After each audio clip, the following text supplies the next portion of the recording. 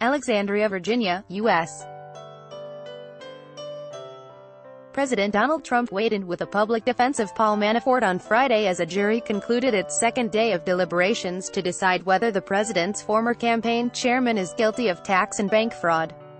Jurors signaled Friday afternoon they were unlikely to reach a verdict before the day ended and asked if they could leave the courthouse at 5 p.m. U.S. District Court Judge T.S. Ellis III agreed, and the panel is scheduled to resume deliberations Monday morning.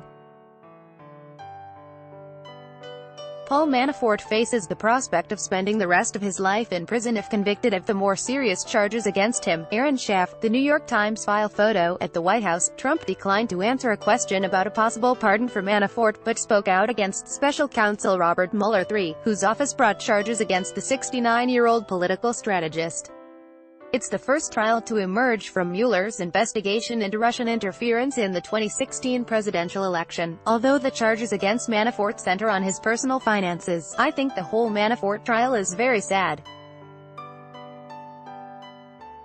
When you look at what's going on, I think it's a very sad day for our country, Trump said, adding that Manafort happens to be a very good person. I think it's very sad what they've done to Paul Manafort. Trump spoke shortly after the jury in nearby Alexandria, Virginia, began its second day of deliberations.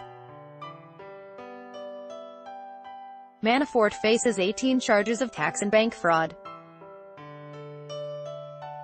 Prosecutors say he hid millions of dollars from the Internal Revenue Service in overseas bank accounts and then lied to banks to obtain multi-million-dollar loans.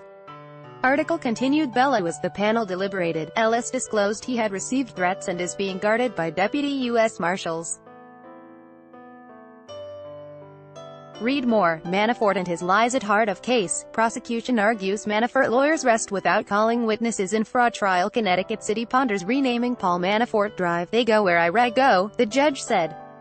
I don't even go to the hotel alone. I don't give the name of the hotel. The judge lives in Charlottesville but stays at a hotel on the weekdays when he works out of the Alexandria courthouse. A spokesperson for the U.S. Marshals Service did not immediately comment.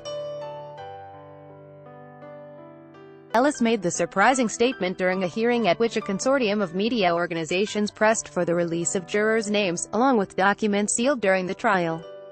The judge rejected the request for juror information, citing security concerns. Article continued. Below there have been specific threats, Ellis said, although he declined to provide details.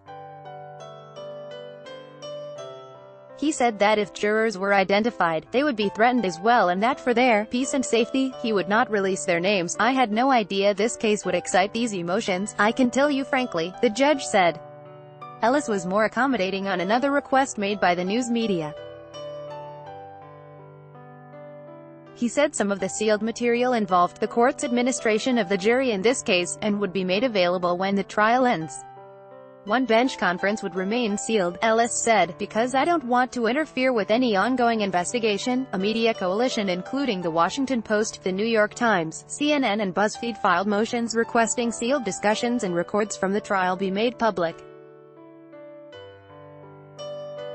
The group also asked for the names and addresses of jurors and alternates. In making the request, the media organization said the information is public under the First Amendment and common law, and would aid the public's understanding of this important case. Earlier in the day, Ellis said he was open to scrutiny. A thirsty press is essential to a free country, he said. On Thursday, as the jury of 6 women and 6 men neared the end of its first day of deliberations, they sent a note to the judge asking for technical answers to legal issues raised by Manafort's lawyers. The jurors' questions suggest they are quickly diving into the weeds of the sometimes complex tax laws at issue in the case.